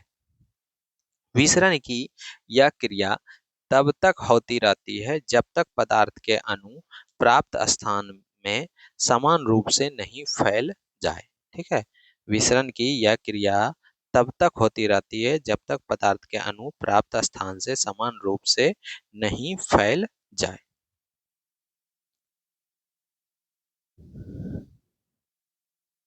विसरण करने वाले प्रत्येक अणु उन सभी दिशाओं में अनियमित रूप से फैलते रहते हैं जहां उस अणु की सांद्रता कम होती है। विसरण करने वाले अणु, ठीक है, विसरण करने वाले प्रत्येक अणु उन सभी दिशाओं में अनियमित रूप से फैलते रहते हैं जहां उस अणु की सांद्रता कम होती रहती है। प्रत्येक पदार्थ का विसरण उसी तंत्र में होने वाले अन्य पदार्थों के विसरण पर निर्भर नहीं करता है। ठीक है, प्रत्येक पदार्थ का विसरण उसी तंत्र में होने वाले अन्य पदार्थों के विसरण पर नहीं करता है। अर्थात एक पदार्थ का विसरण दूसरे पदार्थ से स्वतंत्र होता है। ठीक है, प्रत्येक पदार्थ का विसरण जो होता है उसी तंत्र में होने वाले अन्य पदार्थों के विसरण पर निर्भर नहीं करता है। अर्थात एक पदार्थ का विसरण दूसरे पदार्थ से स्वतंत्र होता है। विसरण की क्रिया धीमी गति से होती है तथा इसके लिए कोशिका का जीवित होना आवश्यक है। विसरण क्या की क्रिया जो होता है वो क्या होता है? धीमी गति से होती है तथा इसके लिए कोशिका का जीवित होना जरूरी है। विसरण द्वारा स्थानांतरण एक कोशिका से दूसरी कोशिका में या कम दूरी तक ही होता है। ठीक है, विसरण द्वारा स्थानांतरण एक कोशिका से दूसरे कोशिका में या कम दूरी तक ही होता है। विसरण के दर पदार्थों के आकार पर निर्भर करता है। विसरण की दर पदार्थ के आकार पर निर्भर करता है। छोटे आकार के पदार्थ का विसरण तेज गति से होता है और बड़े आकार का धीमी गति से होता है। ठीक है, विसरण की दर पदार्थ के आकार पर निर्भर करता है और छोटे आकार के पदार्थ का विसरण तेज गति से होता है तथा बड़े आकार की धीमी गति से होता है। विसरण के उदाहरण क्या है? विसरण द्वारा गैसों जैसे O2 हो गया तथा CO2 का आदान प्रदान कोशिका तथा बाहरी वातावरण के बीच होता है। विसरण के द्वारा गैसों जैसे ऑक्सीजन तथा कार्बन डाइऑक्साइड का आदान प्रदान कोशिका तथा बाहरी वातावरण के बीच होता है। पौधों में वाष्पोत्सर्जन में विसरण द्वारा जलवाष्प बाहर निकलते हैं। पौधों में वाष्पोत्सर्जन में विसरण द्वारा जलवाष्प बाहर निकलते हैं। विभिन्न पोषक पदार्थों को बाहरी वातावरण से कोशिका विसरण द्वारा ही ग्रहण करती है। ठीक है, विभिन्न पोषक पदार्थों को बाहरी वातावरण से कोशिका विसरण द्वारा ही ग्रहण करती है। ठीक है, विभिन्न पोषक पदार्थों को बाहरी वातावरण से कोशिका विसरण द्वारा ही ग्रहण करती है। इत्र की शीशी कमरे में खोलने पर इसकी सुगंध विसरण द्वारा ही पूरे कमरे में फैलती है। इत्र की शीशी कमरे में खोलने पर इसकी सुगंध विसरण द्वारा ही पूरे कमरे में फैलती है। स्वच्छ जल से भरे बर्तन में इंक डालने पर इंक जल के संपूर्ण भागों में समान रूप से फैल जाती है। यह विसरण द्वारा ही होता है। ठीक है। स्वच्छ जल से भरे इंक डा बर्तन में इंक डालने पर इंक जल के संपूर्ण भागों में समान रूप से फैल जाती है। यह विसरण द्वारा ही होता है। अब हम लोग देखेंगे प्रासरण ऑस्मोसिस। ठीक है। प्रासरण क्या होता है? प्रासरण की प्रक्रिया में जल के अणु अर्धपारगम्य झिल्ली के द्वारा जल के अधिक सांद्रता वाले क्षेत्र से जल के कम सांद्रता वाले क्षेत्र की ओर गमन करते हैं। ठीक है। प्रासरण की प्रक्रिया में जल यानी कि विलायक, ठीक है, एक विलेय होता है और एक विलायक होता है। तो प्रासरण की प्रक्रिया में जल यानी कि विलायक के अणु अर्धपारगम्य झिल्ली के द्वारा जल के अधिक सांद्रता वाले क्षेत्र से जल के कम सांद्रता वाले क्षेत्र की ओर गमन करता है। परासरण परासरण की प्रक्रिया बिना अर्धपारगम्य झिल्ली के संभव नहीं है। ठीक है। परासरण में होगा क्या? परासरण में क्या कौन सा प्रक्रिया होगा? जल के अणु अर्धपारगम्य झिल्ली द्वारा जल के अधिक सांद्रता वाले क्षेत्र से जल के कम सांद्रता वाले क्षेत्र की ओर गमन करता है और परासरण की प्रक्रिया बिना अर्धपारगम्य झिल्ली के संभव नहीं है। परासरण द्वारा जल अर्धपारगम्य झिल्ली से होकर तब तक गमन करते रहते हैं जब तक अर्धपारगम्य झिल्ली के दोनों तरफ जल की मात्रा संतुलित न हो जाए। ठीक है।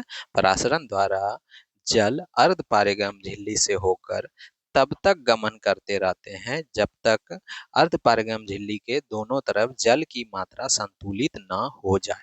ठीक है। परासरण द्वारा जल अर्धपारगम्य झिल्ली से होकर तब तक गमन करते रहता है जब तक अर्धपारगम्य झिल्ली के दोनों तरफ जल की मात्रा संतुलित न हो जाए।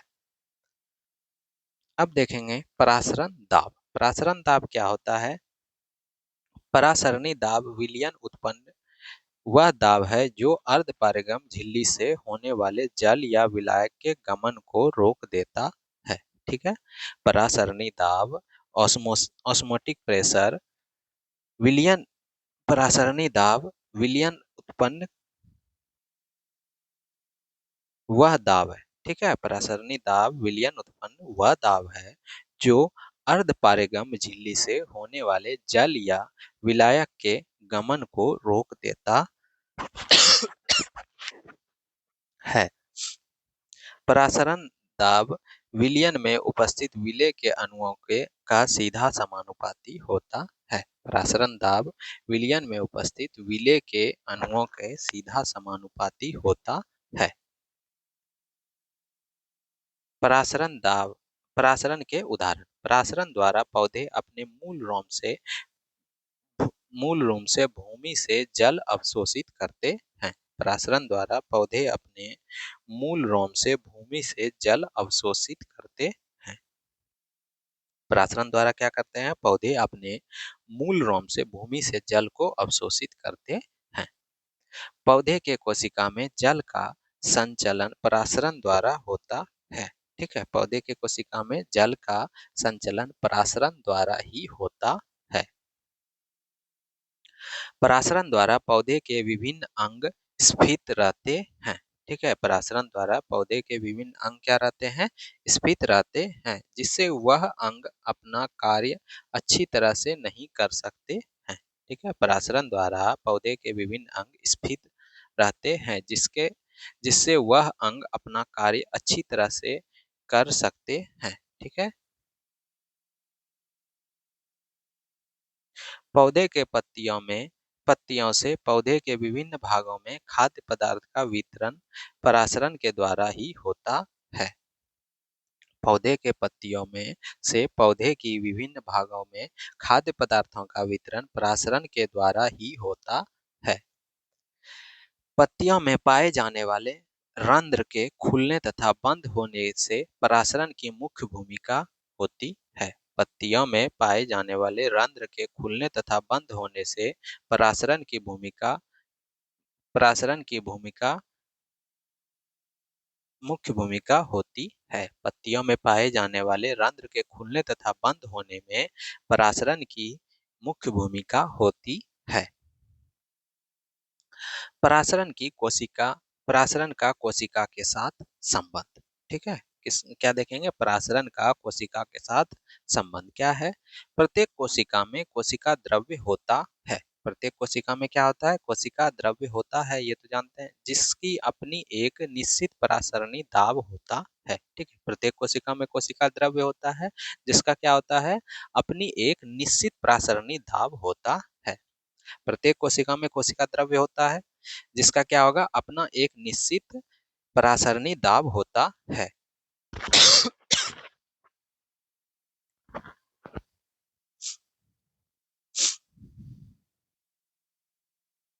कोशिका में पाए जाने वाले विलयन कोशिका द्रव्य की तुलना तीन प्रकार के विलयनों से करने पर जो परिणाम निकलकर सामने आता है वो इस प्रकार है।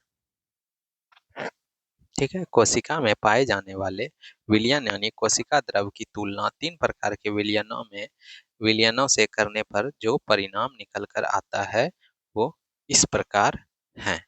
कौन कौन सा, समपराशरी विलयन, अल्प पराशरी विलयन और अति पराशरी विलयन। आइसोटोनिक विलयन, हाइपोटोनिक सॉल्यूशन, ठीक है, और हाइपरटोनिक सॉल्यूशन। आइसोटोनिक सॉल्यूशन, समपराशरी विलयन, आइसोटोनिक सॉल्यूशन, अल्प पराशरी विलयन, हाइपोटोनिक सॉल्यूशन और अति पराशरी विलयन, हाइपरटोनिक सॉल्यूशन। हम लोग एक एक करके डिस्कस करेंगे। पहला है समपराशरी विलयन। समपराशरी विलयन आइसोटोनिक सॉल्यूशन। ऐसे विलयन जिसकी सांद्रता तथा परासरण दाब कोशिका रस की सांद्रता और दाब के समान होती है उसे समपराशरी विलयन कहा जाता है। ठीक है, ऐसे विलयन जिसकी सांद्रता तथा परासरण दाब कोशिका रस की सांद्रता और दाब के समान होती है उसे समपराशरी विलयन कहा जाता है। ठीक है, ऐसा विलयन जिसका सांद्रता तथा परासरण दाब कोशिका रस की सांद्रता तथा दाब के समान होता है उसी को क्या कहेंगे, समपराशरी विलयन कहते हैं। समपराशरी विलयन में कोशिका को रखने पर जल का कोई आदान प्रदान नहीं होता है। फलस्वरूप कोशिका के आकार तथा वजन में कोई परिवर्तन नहीं होता है।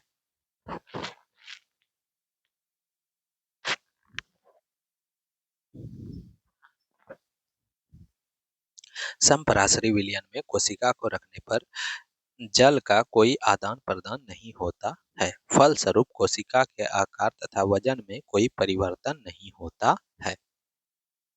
अब आते हैं अल्प पराशरी विलयन हाइपोटोनिक सॉल्यूशन पे। ऐसे विलयन जिसकी सांद्रता तथा परासरण दाब कोशिका रस से कम होती है उसे अल्प पराशरी विलयन कहते हैं। ठीक है, ऐसे विलयन जिसकी सांद्रता तथा परासरण दाब, ठीक है, जिसकी सांद्रता तथा परासरण दाब कोशिका रस से कम होती है। ठीक है, जिसकी सांद्रता तथा परासरण दाब कोशिका रस से कम होती है उसे अल्प पराशरी विलयन कहते हैं। अल्प पराशरी विलयन में कोशिका को रखने पर जल अधिक विलयन से कोशिका में प्रवेश करते हैं। ठीक है, अल्प पराशरी विलयन में कोशिका को रखने पर जल बाहरी विलयन से कोशिका में प्रवेश करने लगते हैं जिसके कारण कोशिका का आकार और वजन बढ़ जाता है। ठीक है, क्या बोल रहा है, अल्पसारी विलयन में कोशिका को रखने पर जल बाहरी विलयन से कोशिका में प्रवेश करने लगता है जिसके कारण कोशिका का आकार और वजन बढ़ जाता है। ठीक है, क्यों ऐसा होता है, क्योंकि विलयन ये जो आपका अल्पसारी विलयन है वो उसका सांद्रता तथा परासरण दाब जो होता है वो कोशिका रस से कम होता है। इसीलिए अल्पसारी विलयन में कोशिका को रखने पर जल बाहरी विलयन से कोशिका में प्रवेश करने लगता है जिसके कारण से कोशिका का आकार और वजन बढ़ जाता है। अल्पसारी विलयन से जल का कोशिका में प्रवेश करना अंतःपरासरण कहलाता है। अल्पसारी विलयन से जल का कोशिका में प्रवेश करना अंतःपरासरण कहलाता है, इंडोosmosis कहलाता है। ठीक है, अल्पसारी विलयन से जल का कोशिका में प्रवेश करना अंतःपरासरण कहलाता है। अब आते हैं अति पराशरी विलयन हाइपरटोनिक सॉल्यूशन। ऐसा विलयन जिसकी सांद्रता एवं परासरण दाब कोशिका से अधिक होती है उसे अति पराशरी विलयन कहते हैं। ऐसे विलयन जिसकी सांद्रता एवं परासरण दाब कोशिका से अधिक होता है, ठीक है, ऐसा विलयन जिसकी सांद्रता एवं परासरण दाब कोशिका से अधिक होती है उसे अति पराशरी विलयन कहते हैं। ऐसा विलयन जिसकी सांद्रता एवं परासरण दाब कोशिका से अधिक होगा, ठीक है। और अल्पसारी में क्या होता था, सांद्रता तथा परासरण दाब कोशिका के रस से कम होता था, ठीक है। और अति पराशरी में क्या हो जाएगा, सांद्रता तथा परासरण दाब कोशिका से अधिक हो जाएगा, उसी को क्या कहेंगे, अति पराशरी विलयन कहते हैं। अति पराशरी विलयन में कोशिका को रखने पर कोशिका के अंदर का जल निकलकर बाहर आ जाता है, जिसके कारण कोशिका का आकार और वजन घट जाता है, ठीक है। अति पराशरी विलयन में कोशिका को रखने पर के अंदर का जल निकलकर बाहर आ जाता है, जिसके कारण से कोशिका का आकार और वजन घट जाता है। क्यों ऐसा होता है, क्योंकि सांद्रता एवं परासरण दाब कोशिका से अधिक होता है, ठीक है।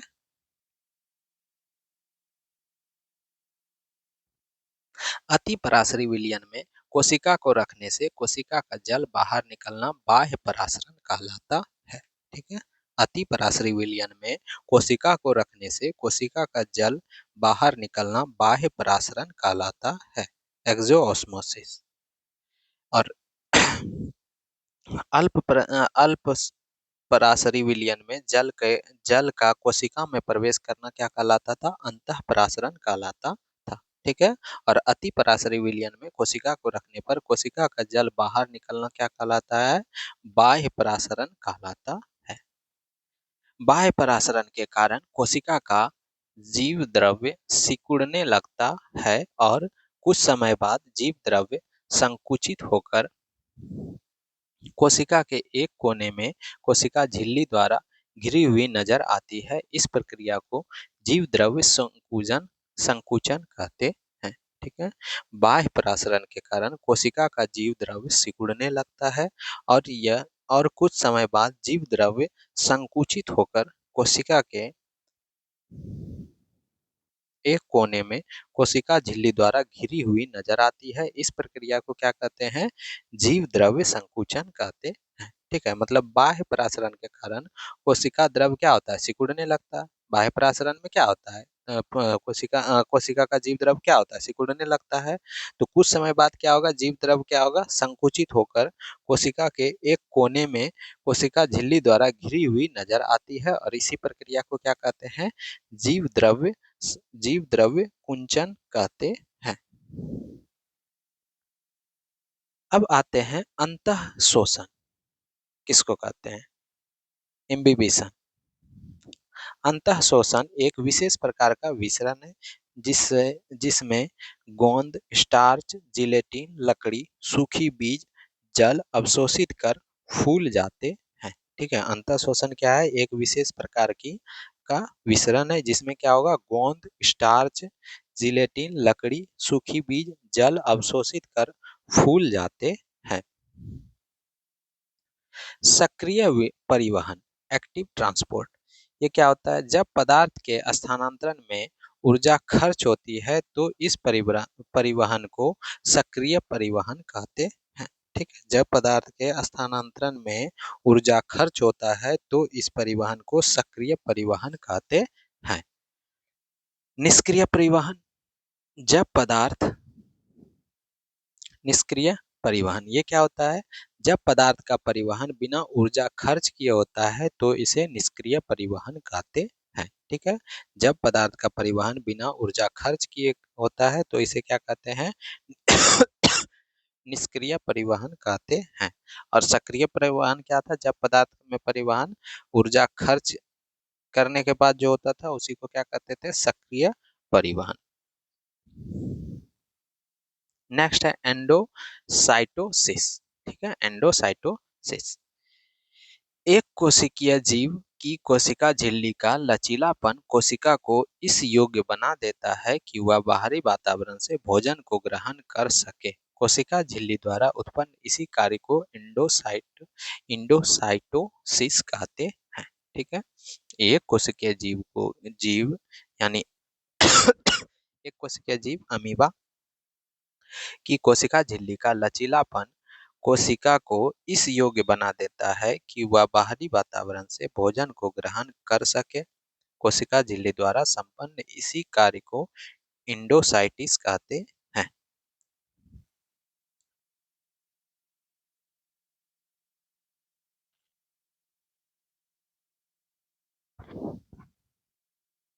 तो एक कोशिकीय जीव को कोशिका झिल्ली का लचीलापन कोशिका को इस योग्य बना देता है कि वह बाहरी वातावरण से भोजन को ग्रहण कर सके। कोशिका झिल्ली द्वारा संपन्न इसी कार्य को इंडोसाइटोसिस कहते हैं। अब नेक्स्ट आते हैं जीव द्रव्य विकुंचन।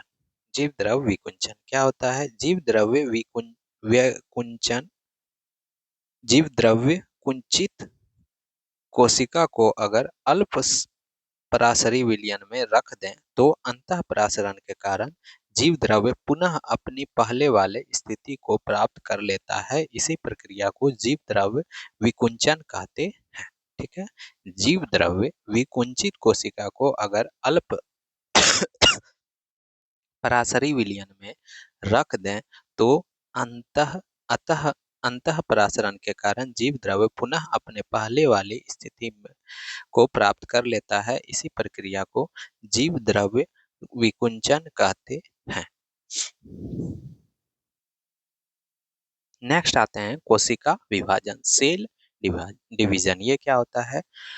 पुराने अथवा पैतृक कोशिका में से नए अथवा संतति कोशिका का निर्माण होना ही कोशिका विभाजन कहलाता है। पुराना अथवा पैतृक कोशिका से नए अथवा पुराने अथवा पैतृक कोशिका से नए अथवा संतति कोशिका का निर्माण होना ही क्या कहलाता है? कोशिका विभाजन कहलाता है। पुराना कोशिका या फिर पैतृक कोशिका से जो नया अथवा संतति कोशिका का निर्माण होगा उसी को क्या कहते हैं? कोशिका विभाजन कहते हैं। सर्वप्रथम कोशिका सिद्धांत से यह स्पष्ट हुआ कि नए कोशिका का निर्माण पहले से मौजूद कोशिकाओं के द्वारा होता है और इसमें केंद्रक की भूमिका सर्वाधिक महत्वपूर्ण होती है। ठीक है, सर्वप्रथम कोशिका सिद्धांत से यह स्पष्ट हुआ कि नए कोशिका का निर्माण पहले से मौजूद कोशिकाओं के द्वारा होता है और इसमें केंद्रक की भूमिका सर्वाधिक महत्वपूर्ण होता है।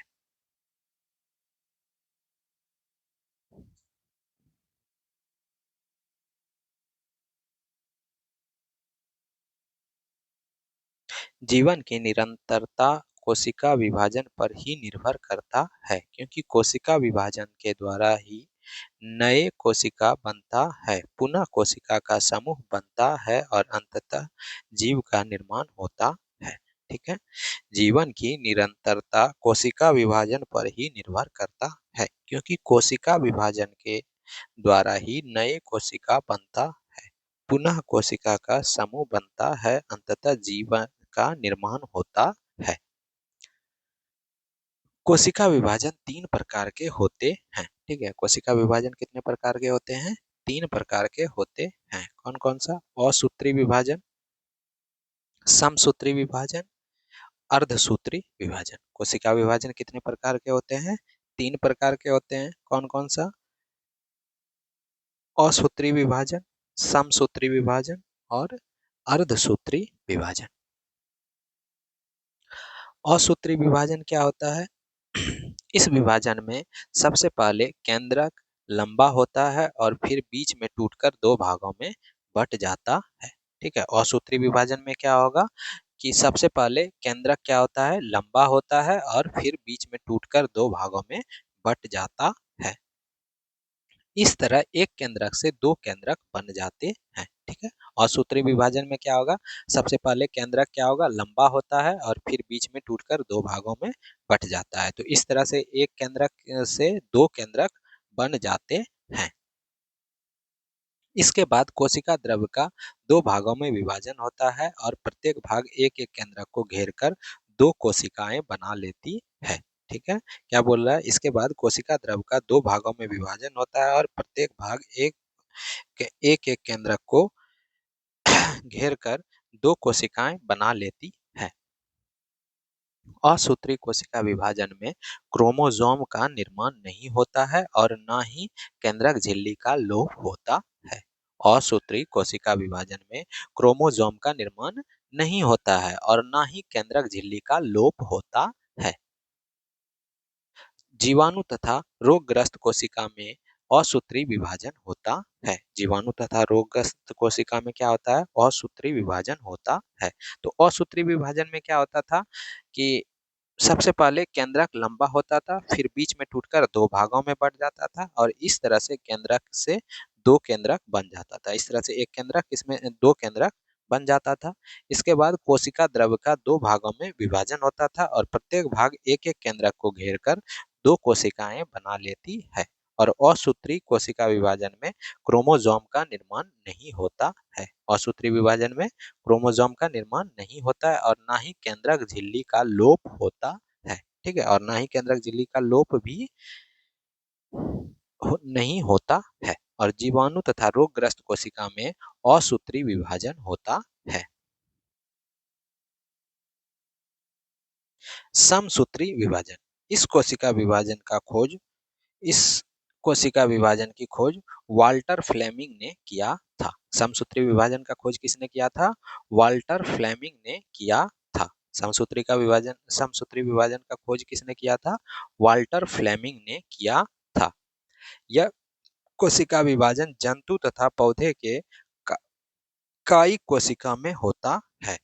यह कोशिका विभाजन किसमें होता है, यह कोशिका विभाजन जंतु तथा पौधे के कायिक कोशिका में होता है। समसूत्री विभाजन में समसूत्री विभाजन की खोज वाल्टर फ्लेमिंग ने किया था और इस कोशिका विभाजन यह कोशिका विभाजन जंतु तथा पौधे के कायिक कोशिका में होता है। तो आपसे पूछ सकता है कि समसूत्री विभाजन जंतु तथा पौधे की किस कोशिका में होता है, कायिक कोशिका में होता है। समसूत्री विभाजन की दो अवस्था है। समसूत्री कोशिका विभाजन के दो अवस्था है। कौन कौन सा, कैरियोकिनेसिस कैरियोकिनेसिस और दूसरा साइटोकिनेसिस। समसूत्री कोशिका विभाजन के दो अवस्था है, कैरियोकिनेसिस और साइटोकिनेसिस। कैरियोकिनेसिस क्या है, इस अवस्था में कोशिका के केंद्र का विभाजन होता है। कैरियोकिनेसिस में क्या होता है, केंद्रक का विभाजन होता है, कोशिका के केंद्रक का विभाजन होता है।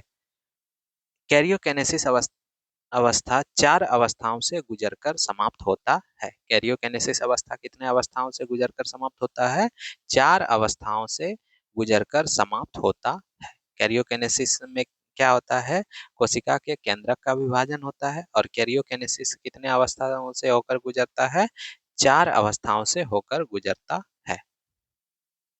यह चार अवस्था क्रमिक रूप से इस प्रकार है। पहला क्या है, प्रोफेज, उसके बाद क्या होगा, मेटाफेज, उसके बाद क्या होगा, एनाफेज, उसके बाद क्या होगा, टेलोफेज। ठीक है, तो आपका जो कैरियोकिनेसिस का जो चार स्टेज है, चार अवस्था है, वो कौन कौन सा है, प्रोफेज, मेटाफेज, एनाफेज और टेलोफेज। ठीक है, prophase, metaphase, anaphase, telophase. Cytokinesis क्या है, यह अवस्था में कोशिका द्रव्य का विभाजन होता है। कैरियोकिनेसिस में क्या होता था, कोशिका के केंद्रक का विभाजन होता था और साइटोकिनेसिस में क्या होता है, कोशिका द्रव्य का विभाजन होता है। ठीक है, तो दोनों में ये अंतर है। कैरियोकिनेसिस में कोशिका के केंद्रक का विभाजन होता है और साइटोकिनेसिस में कोशिका द्रव्य का विभाजन होता है। यह अवस्था कैरियोकिनेसिस के समाप्त होने के बाद शुरू होता है। ठीक है, ये जो साइटोकिनेसिस होगा ये कब स्टार्ट होगा, जब आपका कैरियोकिनेसिस समाप्त हो जाएगा। ठीक है, यह अवस्था पौधे तथा जंतु में एक समान रूप से नहीं होती है। ठीक है। साइटोकिनेसिस वाला जो अवस्था होता है यह पौधे और जंतु में एक समान रूप से नहीं होता है। जंतु कोशिका में टेलोफोज अवस्था के बाद कोशिका द्रव्य बीज बोचो बीज अंदर धंसकर दो भागों में बट जाता है। जंतु कोशिका में टेलीफेज अवस्था के बाद कोशिका द्रव्य बोचो बीज अंदर धंसकर दो भागों में बट जाता है। पादप के कोशिका द्रव्य अंदर की ओर धंसकर विभाजित नहीं होती है। ठीक है। जंतु कोशिका में टेलोफेज जो है आपका, वो क्या होता है, टेलोफेज अवस्था के बाद कोशिका द्रव्य बोचो बीज अंदर धंसकर दो भागों में बट जाता है और पादप के कोशिका द्रव्य अंदर की ओर धंसकर विभाजित नहीं होते हैं। ठीक है। पादप के कोशिका द्रव्य के मध्य एक कोशिका पट्टी का निर्माण होता है।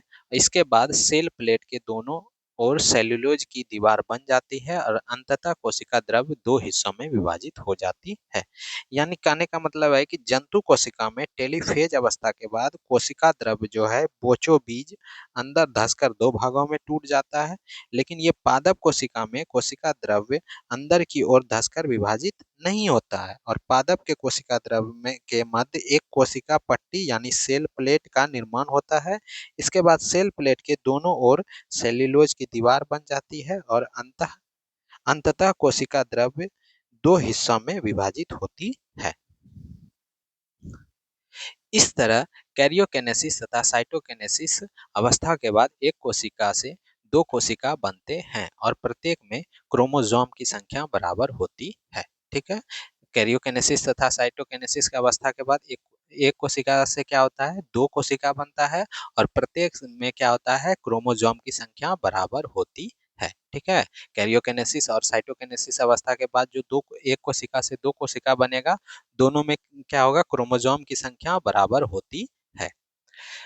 नए बने कोशिका में क्रोमोसोम की संख्या उतनी ही होती है जितना जनक कोशिका में होती है। ठीक है। इस प्रक्रिया के दौरान नए बने कोशिका में क्रोमोसोम की संख्या उतनी ही होती है जितनी जनक कोशिका में होती है।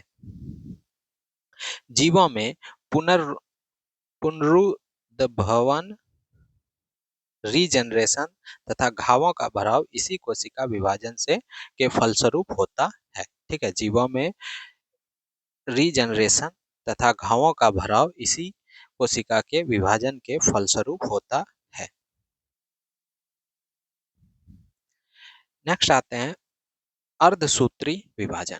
ठीक है। अर्धसूत्री विभाजन, यह विभाजन जनन कोशिका के परिपक्व हो जाने पर होता है। अर्धसूत्री विभाजन जो होगा कब होगा, विभाजन जनन कोशिका के परिपक्व हो जाने पर होता है। यह विभाजन जनन कोशिका में होता है जिसके फलस्वरूप अगुणित युग्मक जैसे शुक्राणु कोशिका, अंडाणु कोशिका बनते हैं जो जनन की प्रक्रिया में होने वाले निषेचन में भाग लेते हैं। ठीक है। यह विभाजन जनन कोशिका में होता है जिसके फलस्वरूप अगुणित युग्मक जैसे शुक्राणु कोशिका, अंडाणु कोशिका बनते हैं जो जनन की प्रक्रिया में होने वाले निषेचन में भाग लेते हैं। अर्धसूत्री विभाजन दो चरणों में संपन्न होती है। ठीक है। अर्धसूत्री विभाजन क्या होता है, दो चरणों में संपन्न होती है। पहला चरण को रिडक्शन डिवीजन या मियोसिस 1 कहा जाता है। ठीक है। अर्धसूत्री विभाजन दो चरणों में संपन्न होता है, तो पहला को क्या कहा जाता है, पहले चरण को रिडक्शन डिवीजन या मियोसिस 1 कहा जाता है और दूसरा चरण को होमोटाइपिक होमोटाइपिक डिवीजन या मोइसिस 2 कहा जाता है। अर्धसूत्री विभाजन कितने चरणों में संपन्न होता है, दो चरणों में। ठीक है। पहला को क्या कहते हैं, रिडक्शन डिवीजन या मियोसिस 1 कहा जाता है और दूसरे चरण को होमोटाइपिक डिवीजन या मियोसिस 2 कहा जाता है। अर्धसूत्री विभाजन का रिडक्शन डिवीजन या प्रथम विभाजन निम्न अवस्थाओं से गुजरकर पूर्ण होती है। अर्धसूत्री विभाजन का रिडक्शन डिवीजन या प्रथम विभाजन निम्न अवस्थाओं से गुजरकर पूर्ण होती है। पहला क्या है, प्रोफेज 1, उसके बाद क्या हो जाएगा, मेटाफेज 1। प्रोफेज 1 से क्या बनेगा, मेटाफेज 1। उसके बाद क्या हो जाएगा, एनाफेज 1। उसके बाद क्या हो जाएगा, टेलोफेज 1। ठीक है, क्या क्या बोल रहा है, अर्धसूत्री विभाजन का रिडक्शन डिवीजन या प्रथम विभाजन निम्न अवस्थाओं से गुजरकर पूर्ण होता है। कौन कौन सा, प्रोफेज 1, मेटाफेज 1, एनाफेज 1, टेलीफेज 1। अर्धसूत्री विभाजन में रिडक्शन डिवीजन प्रथम चरण के प्रोफेज 1 अवस्था निम्नलिखित चरणों में पूर्ण होती है। ठीक है, पहले क्या था, रिडक्शन डिवीजन क्या होता था, 4 अवस्था में पूर्ण होता था। उसके बाद अर्धसूत्री विभाजन के रिडक्शन प्रथम प्रोफेज प्रोफेज जो है आपका, वो 4 चरणों में पूर्ण होती है। कौन कौन सा, लेप्टोनिन लेप्टोनिन जाइगोटिन, पचाइटिन, डिप्लोटिन, डाइकेनेसिस डाइकेनाइसिस। ठीक है, तो अर्धसूत्री विभाजन के रिडक्शन डिवीजन के प्रोफेज 1 अवस्था निम्नलिखित चरणों में पूर्ण होती है। लेपोटेनिन, जाइगोटिनिन, जाइगोटिनिन टिनी, पचाइटिनी, उसके बाद है डिप्लोटिनी, उसके बाद डाइकेनाइसिस। रिडक्शन डिवीजन समाप्त होने पर कोशिका द्रव्य विभाजित होकर दो अनुजात कोशिका बनाता है। ठीक है, क्या बोल रहा है, रिडक्शन डिवीजन समाप्त होने पर कोशिका द्रव्य विभाजित होकर दो अनुजात कोशिका बनाता है। दो कोशिका में गुणसूत्र की संख्या समान होती है परंतु अगुणित होती है। ठीक है, दो कोशिका में गुणसूत्र की संख्या क्या होता है, समान होता है परंतु अगुणित कोशिका होती है। ठीक है, अगुणित होती है। ये रिडक्शन रिडक्शन डिवीजन समाप्त होने पर कोशिका द्रव्य क्या होता है, विभाजित होकर दो अनुजात कोशिका बनाता है, जिसमें क्या होगा, गुणसूत्र की संख्या समान होगी परंतु अगुणित होते हैं।